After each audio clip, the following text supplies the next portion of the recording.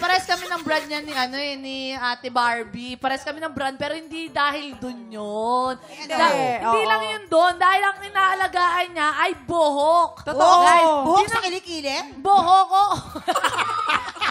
Hindi, kanyang buhok. Kasi nga, kailangan niyang i-maintain. Kasi nga, meron siyang papasok na panibagong brand. Yes! Kaya, diba? Si Matthew.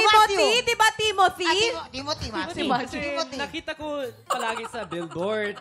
Buhok talaga yun. Oo, tsaka diba sabi mo dumaan si Barbie tapos naamoy mo yung buhok. Talagang sobrang bango daw. Oo. Si Timothy talaga. Maganda magsalita si Timothy, no? Ako din. Yeah, buhok na rin kami. Buhok na rin Kilikili kami. tayo. Sorry. Ano magiging sagot mo dyan? Doon lang tayo sa kilikili. Kilikili. Yung kasi lagi na pinapakita eh.